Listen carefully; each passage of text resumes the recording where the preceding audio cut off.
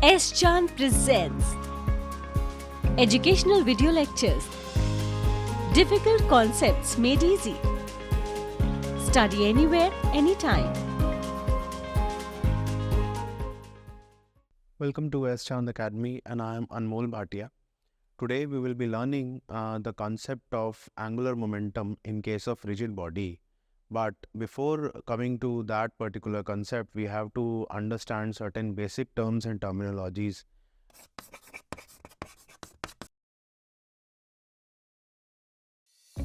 If you want to study this topic in detail, refer to the book by S. John Publishing. Link is provided in the description box. So the topic is angular momentum, and specifically we'll be dealing with three dimensions in this particular category. And before coming to that probable conditions, we will be looking at angular momentum in terms of these particular aspects. Before coming to that, we will be considering certain basic terms such as vectors, cross product, and torque, which is associated with vectors in a particular case of angular momentum. So first and foremost, we have to understand about the vector basics. So vector is basically that particular quantity that has magnitude as well as a particular direction. Let us say, for an example, we have the consideration of force. So force is the product of mass and acceleration, but we have to keep a particular arrow above this force. So F is equals to ma, but this arrow particularly denotes the acceleration. And here we have to divide this particular component of the vector in terms of magnitudes and directions.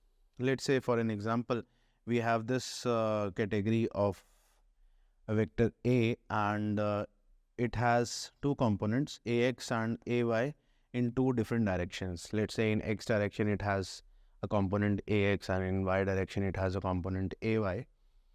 So dividing it into two components is pretty much required in terms of numericals. So ax equals to a cos theta and ay equals to a sin theta.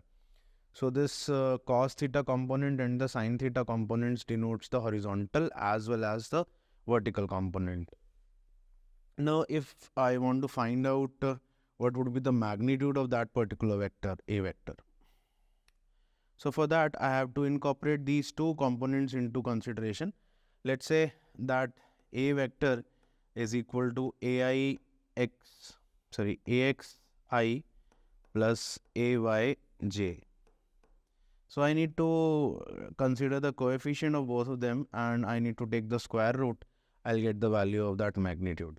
Additionally, if I want to find out what is the angle between these two vectors, that is particularly obtained by using this formula, and that formula is theta equals to tan inverse ay by ax. That can be derived from this particular situation. I can divide both of them, and from there I'll get this ay by ax value.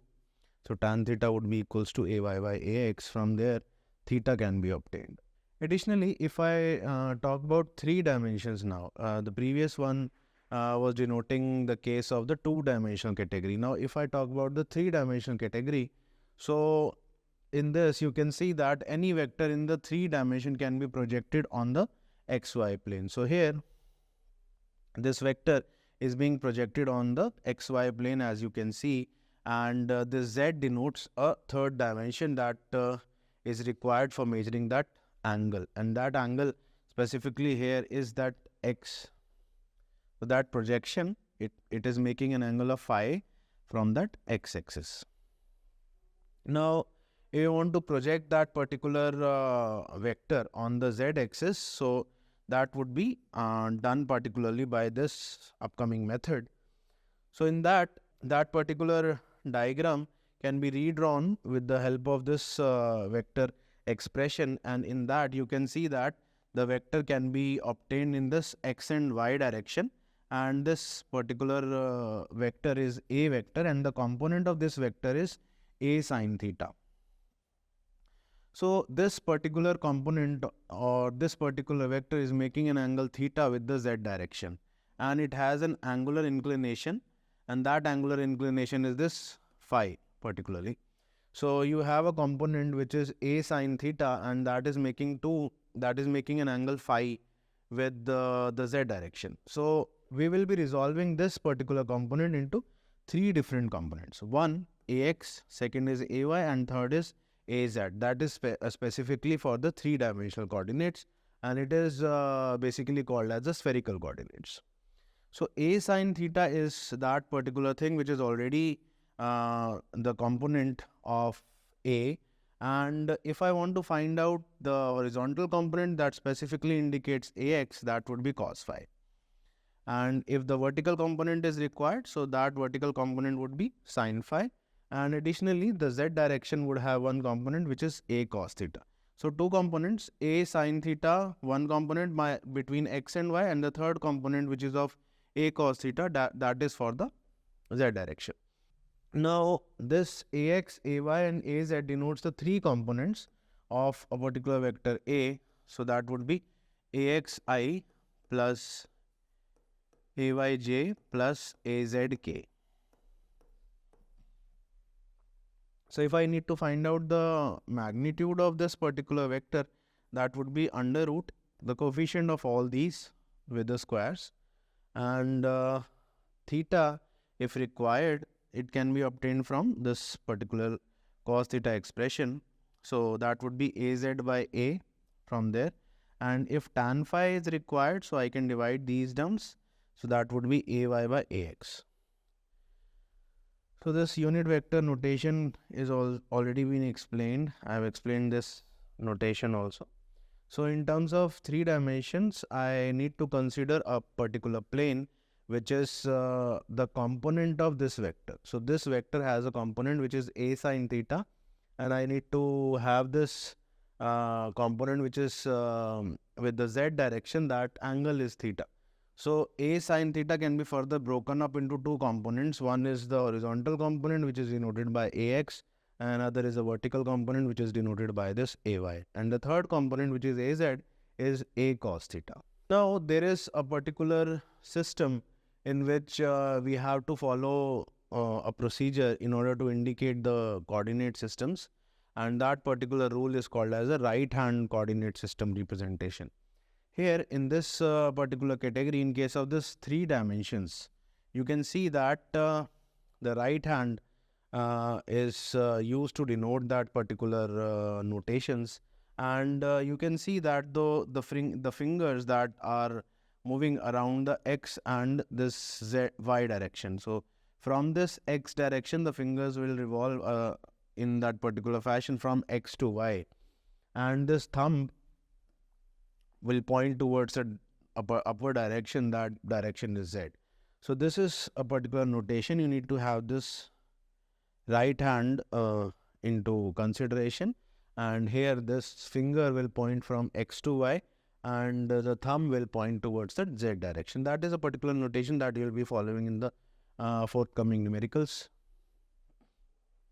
The third concept that we need to understand before coming to that particular concept of that angular momentum is this cross product.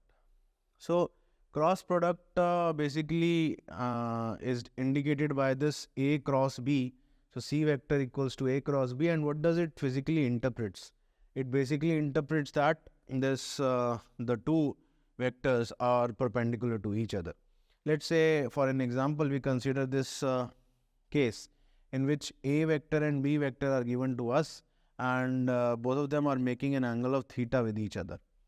So if I consider the two components of the same, I'll get this a sine theta and b sine theta. So if I merge them, I'll get magnitude, and that magnitude will have this representation which is c magnitude, and c magnitude equals to a cross b. When I open it up, I'll get this magnitude of a and magnitude of b multiplied by this sine theta term, where theta is the angle between the two. So if you can see that the theta is a smaller angle between the two particular vectors a and b, and if I want to indicate that the two vectors are parallel, so the value of this cross product should be 0. That means if I put theta as 0, so sine 0 would be 0. That means the magnitude of this C will become 0. That indicates that the two vectors are parallel to each other. And cross product, if it indicates the maximum value, cross product is maximum for the perpendicular vectors. That means if this vector, these two vectors are having an angle which is 90 degree.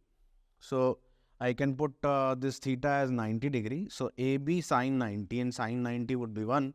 So the maximum value that can be obtained from here for the magnitude, that would be AB, mod A into mod B. And for this case, for the case of parallelism, it would be 0. We have to know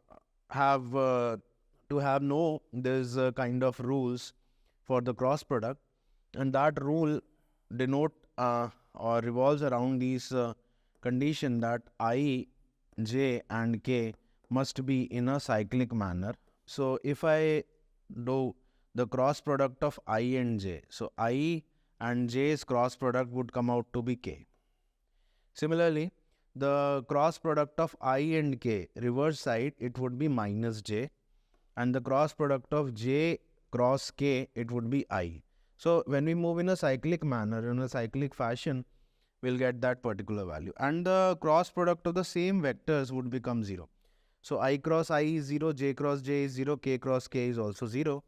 So this thing we have to understand before coming to that particular concept. So what we have understood, we have understood the case of 3 dimensions, vectors in case of 3 dimensions.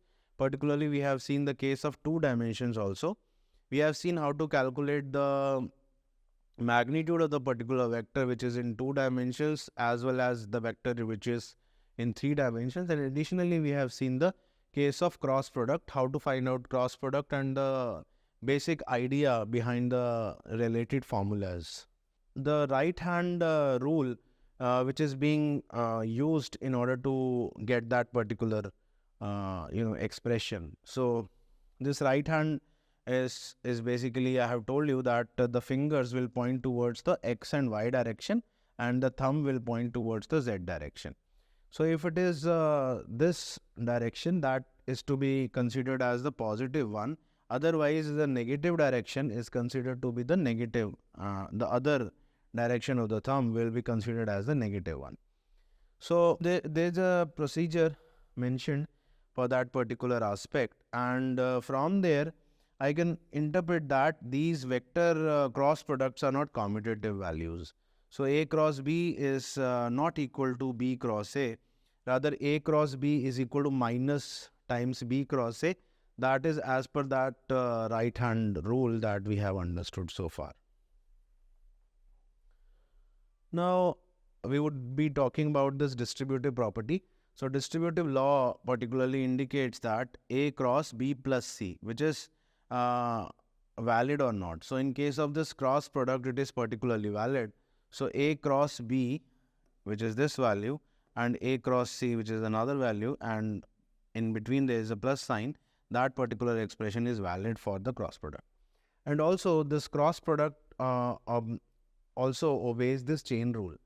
So if I want to derivate this cross product with respect to T, and I want to find out the final expression, so this dA by dt part would remain the derivative and B remains the same, cross B, plus A remains same and the derivative of this B would be particularly the same case.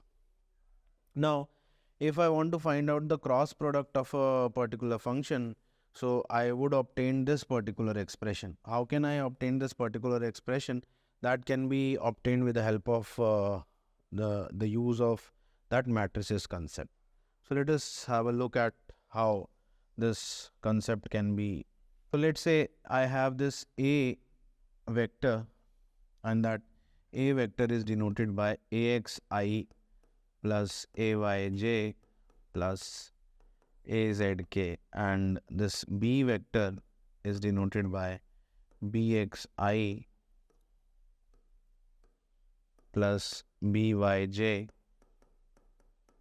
plus bzk, and A cross B is required. So what to do? I need to make a determinant, and ijk would be placed like this, and the coefficient of all these terms ax, ay and az are to be mentioned. Similarly, bx, by and bz are to be mentioned. Now in order to open this up, I need to have this expression, which is as per the general standard notation. So plus, minus and plus will remain the same. So I'll use this plus I, then a bracket, then this minus j, then a bracket, then I'll be using this plus k, then again a bracket. So what is there inside this bracket? I need to remove the first row and the first column. So I need to solve this determinant and put it over here.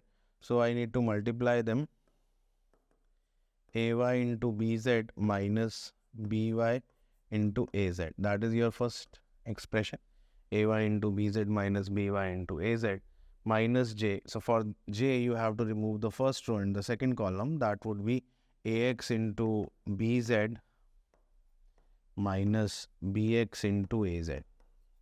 And for the next, first row and the third column would be removed. So you'll get this ax into by minus ay into bx. The same expression is there. So what we have seen that for the cross product, this vector expressions are not commutative. Secondly, the cross product follows a distributive property, and cross product can be obtained from the two vectors which are given in the magnitudes and the directions that can be solved to obtain a final expression. Okay, the same derivation can be obtained or can be written as this descriptive manner. So A cross B is to be required, and I have told you that this expression holds true for what particular situation? For given values of A and B. And the method that I have demonstrated was of the determinants category.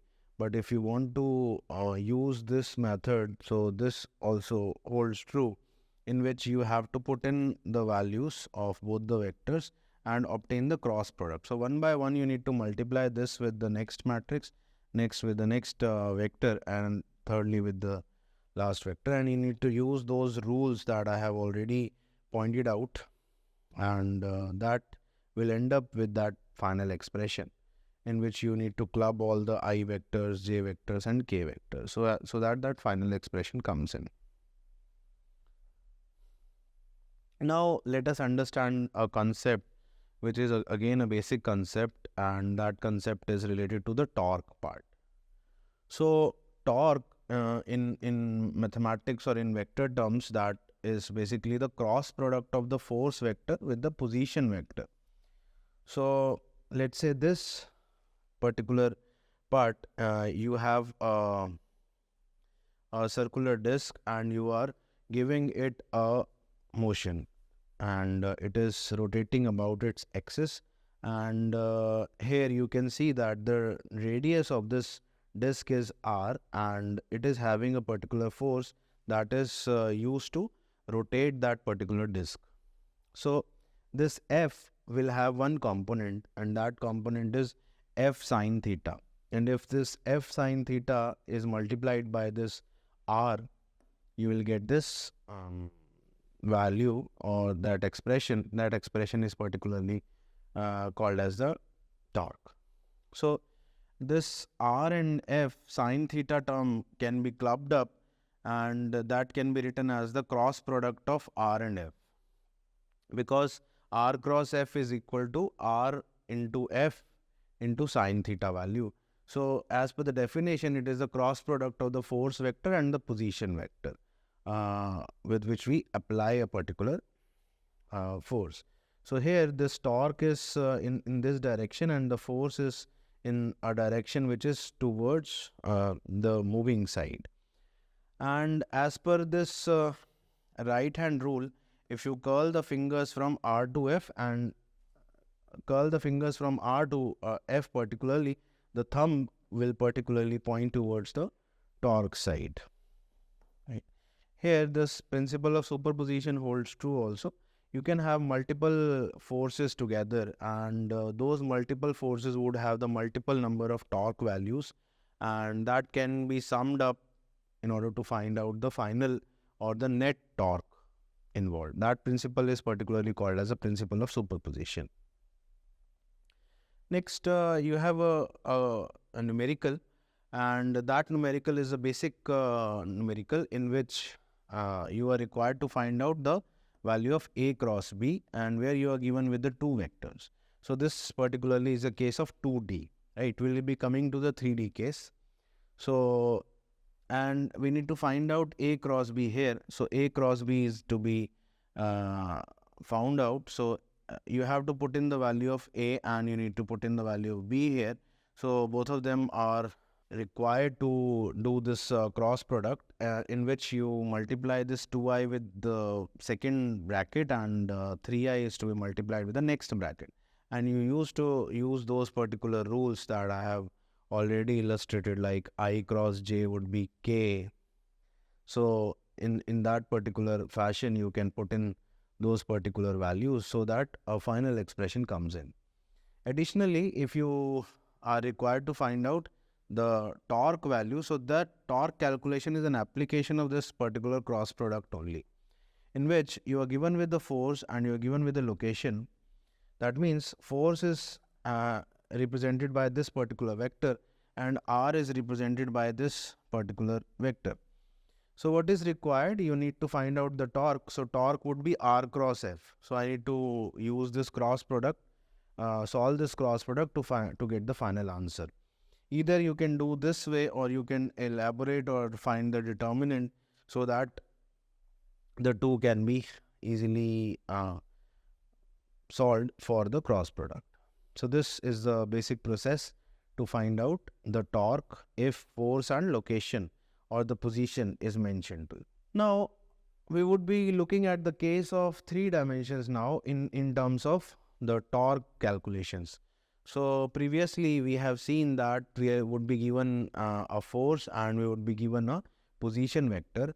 So in case of 2D, you are having I and J. Now in case of 3D, you will be having the 3 different coordinate systems and the process remains the same. So here you can see that multiple forces at the single point. So at the single point, you can see that the 3 forces are applied.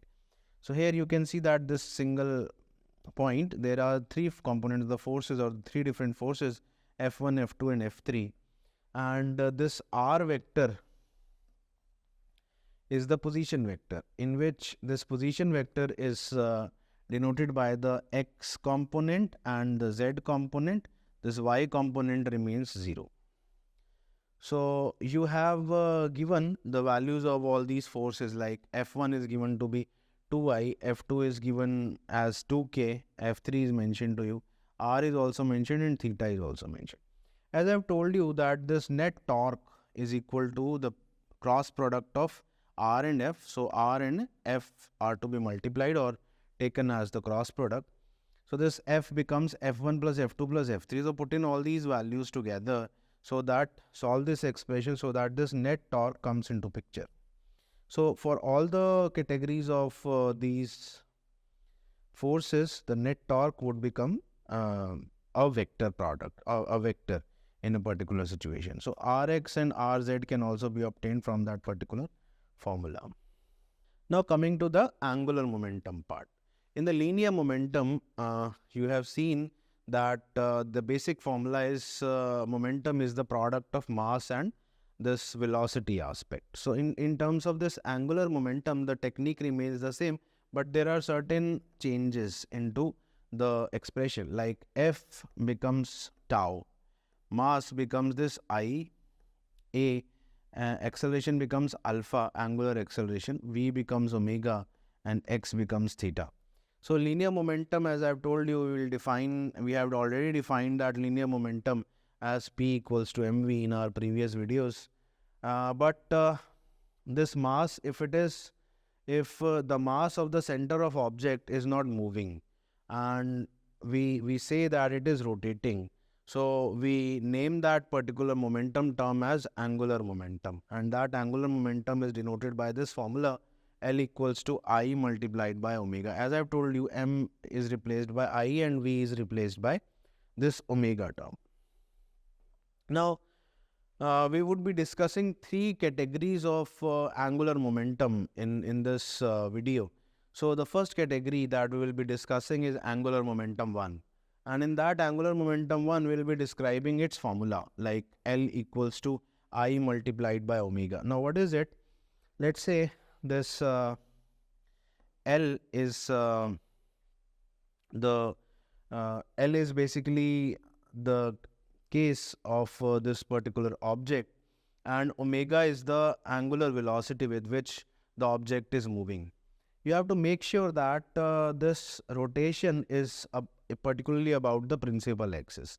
That means if this is particularly the principal axis and the object is rotating about this particular principal axis, so this direction of L and this rotation needs to be same. So angular momentum's direction and this L's direction remains the same, and L is having a positive value when it rotates in the counterclockwise direction. But when it rotates in the clockwise direction, then it has a negative value. You have to follow this notation while solving the numericals. Okay. In general SI units, it has a unit of kg meter square per second. For the sake of numerical or for the sake of solving, we have taken this particular example in which we need to calculate the value of L, and we have a disk of mass 10 kg. Angular momentum is given a value which is 320 radian per second, and this radius is mentioned to us, which is 9 centimeters. So we have to convert it as per the SI units requirement. So as I've told you that L equals to I into omega, and here we don't have the value of I. So in case of a disk, this I has a particular expression, and that expression is half mr square. So half mr square is the value. So we have to substitute this value of I here in terms of that expression. So that becomes half mr square omega. Now we have all these terms, like we have m here which is 10. We have the value of r which is 9 centimeter, or you can put in the value 0.09 square, and omega value is given to us, which is 320. So on solving, you will get the value of L, which is 12.96 kg meter square per second. So we stop here for a short break. After coming back from the break, we will learn the concept of this angular momentum in 3-dimension plane more in detail. Now quality learning is easily available at your doorstep. S. Chand Academy brings detailed lectures based on AICTE curriculum as per the New Education Policy 2020. So do not forget to subscribe to the S. Chand Academy and access the wide world of knowledge conveniently sitting at your home. Stay connected and keep watching S. Chand Academy. Happy learning! Welcome back to S. Chand Academy. So we are doing the concept of angular momentum in 3 dimensions. Before going to the break, we have learned certain basic concepts like vectors and how to solve the cross product of the vectors, and we have seen a particular definition and we named it as angular momentum 1, in which the definition says that L equals to I multiplied by omega is a particular formula, and additionally we have seen the SI unit, and we have also seen a numerical problem associated with the same. Now in this part we will be discussing about the same concept, but that same concept can be divided or can be explained as angular momentum 2, or can be described as angular momentum 2. Why I have written this 2 part? Because this is calculated for a particular particle. This angular momentum 2 is calculated for a particular particle. Now herein you can see in the diagrammatic presentation this L is equal to R cross P. What is this P here? This P denotes a particular, it denotes the momentum. So P equals to that mv part. So if I generally check the formula of this angular momentum, so that comes out to be I multiplied by that omega. So as I've told you that I is having a general formula which is mr square multiplied by this omega. So if I multiply omega with r and keep one r separate, so I'll get this v. So v equals to r omega multiplied by r. So this remains same. And v and r are having the cross product with each other. You can see that this value of the velocity and this radius component are having an angle in between the two. So what we can write it like this: mvr sine theta, and m multiplied by v is the linear momentum. So rp sine theta. So here you can see that p and r are the two terms, and there is an angle between the two. So p has one component which is sine component. So p sine theta multiplied by this r, that indicates the angular momentum, but that angular momentum is in terms of the linear momentum again. Now this L can also be represented as r cross p, because you can see that rp sine theta is again the cross product of r and p. So I can write it like r cross p, and you know that p equals to mv, so mass remains constant, so mass can be taken out from the bracket, so it may become r cross v. So m r cross v is particularly the case of this angular momentum part. So here r is the particle's position vector, p indicates the linear momentum, and only the tangential momentum component contribute to this particular category. So this angular momentum 2 indicates a relationship between a linear momentum and the position vector. Now the previous case was indicating the linear momentum category. Now in this particular case that we will be understanding, we'll be having a circular motion clubbed with the calculation of that angular velocity. So you can see that the topic is angular momentum of the particle, and that motion is a uniform circular motion. That means I am having that particular object lying here, and that is moving, or that is having a constant distance or a position with that particular initial state as r. Now if I want to rotate that particular object from this location, so it would have a circular presentation and have a velocity component, and that velocity would be the tangential velocity of that movement of the particle.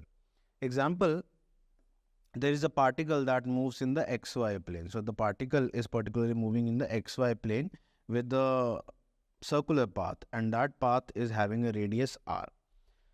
Now what we need to find out? We need to find out the magnitude and the direction of the angular momentum, which is relative to the axis. So axis is O, and as per this axis we need to find out this angular momentum, and we know that the velocity of the particle is v, and that velocity is particularly the tangential velocity. So as per the basic definitions, this magnitude term is denoted by rp sine theta, magnitude of this angular momentum. So p, as you know, the linear momentum part is m into v. So mv multiplied by r sine theta. So because this velocity component is particularly perpendicular to the direction, so we have to consider this angle as 90 degree. So sine 90 is having a value which is 1. So I am having the final result of this angular momentum, that would be mv into r.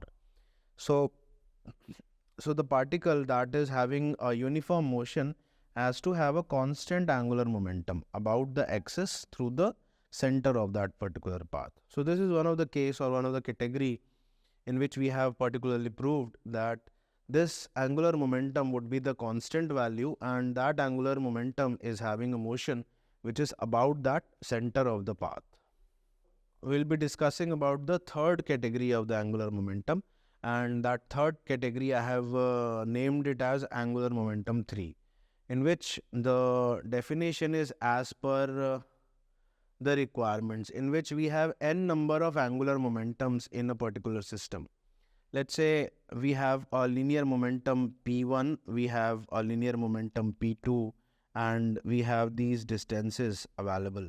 So we have the first position vector R1, we have the second position vector R2, and the perpendicular of the two is, let's say, the distance, which is a perpendicular distance, that is R, which is denoted by a symbol perpendicular 1, and another which is denoted by the distance R perpendicular 2.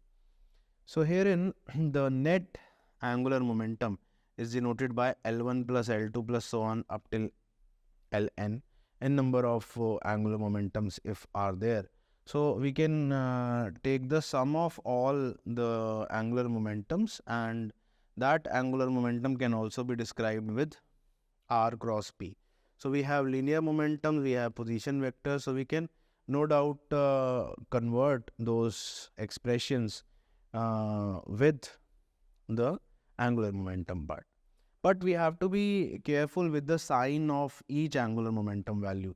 Let's say for the first one we have a positive direction, for the second one we have a negative direction. So in order or while totaling them together, we'll get the net angular momentum value.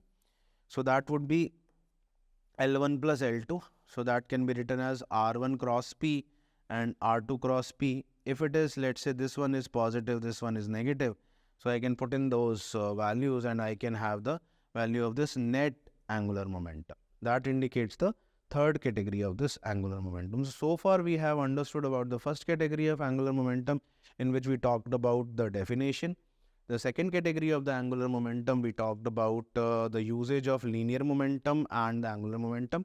And in the third category, we have seen the case of n number of linear momentums being in the system, and we have to get the value of the net angular momentum. Now, we'll see that particular case with the help of an example. So, the example says that you have two objects, and those two objects are moving as shown in the figure. Let's say I have this first object and I have this second object. The mass of the two objects are given to me as 6.5 and 3.1 kg. So those two objects are having those particular mass values. Now this O indicates the distance, so at the original point. So the distance from this original point of this object is 2.8, and from after considering this distance as 2.8, and when that particular object reaches that particular distance, so it has a velocity of 3.6 meter per second. It attains a velocity of 3.6 meter per second. The second object is having a distance of 1.5 meter and it attains a velocity of 2.2 meter per second in a different direction. Now what happens? I need to find out what is the value of the net angular momentum. So the value of net angular momentum would be L1 plus L2, and the formula says R cross P. So this would be R cross P plus R cross P as indicated by that angular momentum 3 definition. So I have to write R1 cross P1 plus R2 cross P2. So the formula is, for the P, it would be M into V. R1 remains R1, and cross product, for the sake of that cross product, sine theta would come into picture. Similarly for the next, but the direction of the two velocity components are different. So this direction for the first velocity component is positive, and for the second velocity component it is negative. So I need to put in the values, and I can see that the theta value for the velocity component, which is a tangential value, that is 90. So I need to put in the value of 90. So that means MVR and MVR comes into picture, but with a negative sign. So I have all the values, like I have the value of R, M, V, again I have the value of R, M, V, and putting it all as per this formula, I'll get the net value of the angular momentum. So this positive direction indicates that the direction of the overall angular momentum is out of the screen. So the two objects, if I consider that the overall total angular momentum, that overall value of the angular momentum would be out of the screen. Now, angular momentum for a car, that is particularly that the case of that 3D, and it is an objective type question in which I'll keep this objective type question for the audience, but let me give you a particular hint how to solve this. So it is mentioned that what would be the angular momentum of the point P. So point P is here, and it is mentioned that the car leaves the track from A, car is leaving the track from B and ends up at the same point in the B with the same velocity.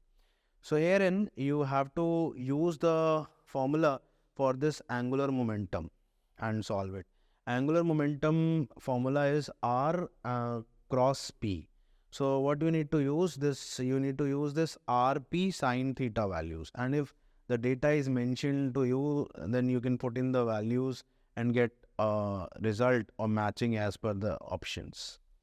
So this is one of the common question being asked in an objective type question.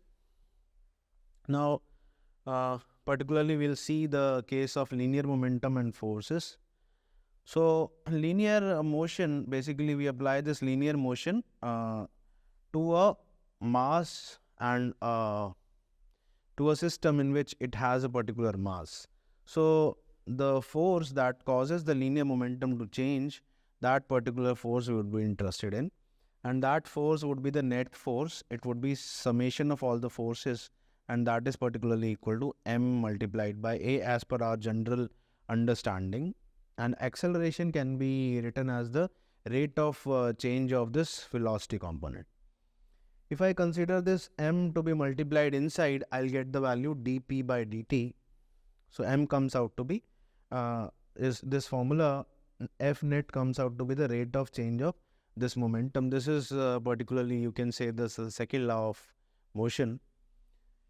So that second law of motion is particularly applicable in terms of our calculations. I, you know that I is equal to the product of this force and that time value, so that can be equal to delta P. Additionally, if I talk about the torque, I have already explained that how to calculate that torque value, but it is generally applied to the rotational motion. We particularly applied that torque to the rigid body, and the net change or the net torque acting is particularly mentioned as this rate of change of this angular momentum. We have a particular demonstration associated with it, how it is particularly related. So from the start, we have this dl by dt part, which is this right hand side, and we'll put this value of n, which is r cross p.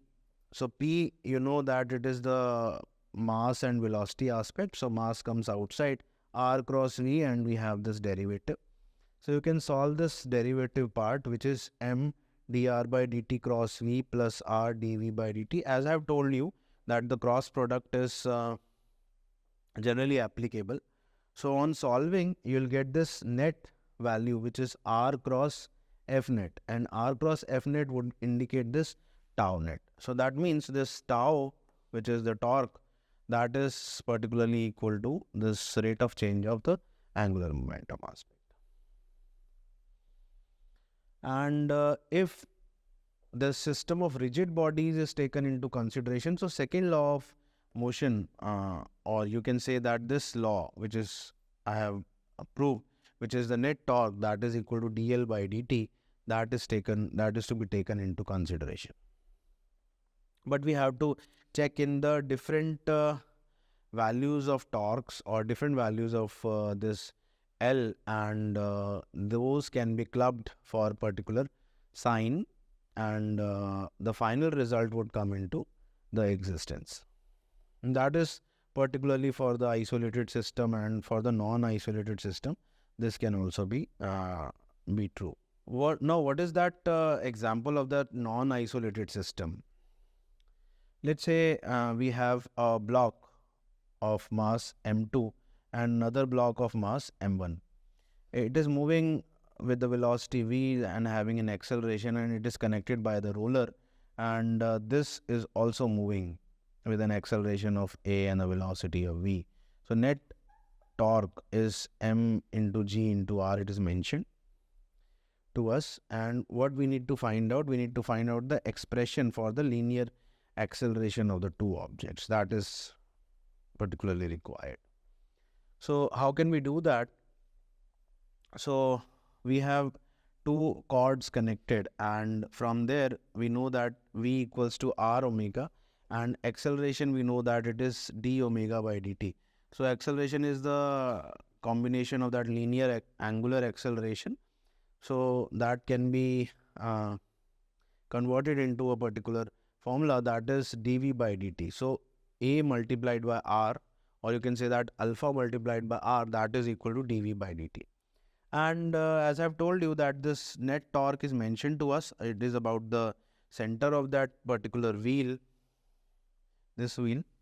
So the system, the overall system can be obtained by using this formula, which is mvr for the first case, this one, m2v2r for the second category, and for this wheel, because it is having a circular motion, so I into omega. So I need to put in all these values with I value as mr square. So on solving and putting in the result with the derivating it with respect to t, I'll get the value of this net torque, and I need to put that value with as mgr, because we'll be using that formula, which is net torque is equal to dl by dt. This is particularly the case of that system, and that particular system was case of the non-isolated system. So final result would be this result, m1g over m plus m1 plus m2. And the last case is the isolated system. The previous case was a non-isolated system. Now this case is an isolated system. So an isolated system is that particular system in which the net torque is 0. So in the previous case, the net torque was equal to an expression that was dl by dt. Now this net torque is having a value which is 0. Herein you will notice that there are no external forces, there are no net external forces would be acting on the system. So net torque, which is this value, that is equal to 0. That means dl by dt is particularly equals to 0. On integrating, or in order to get that value of that angular momentum, so you can say on integrating we'll get a linear, we'll get the angular momentum value as constant. So L will be equals to a constant value. That means L initial equals to L final. So this is the end of the lecture, in which we have learnt about the cases of angular momentum, such as angular momentum 2 and angular momentum 3, and we have seen certain derivations which are related to rigid bodies in connection with the angular momentum. Thank you. If you want to study this topic in detail, refer to the book by S. John Publishing. Link is provided in the description box. If you found our video interesting, please like, share and subscribe. And do not forget to press the bell icon.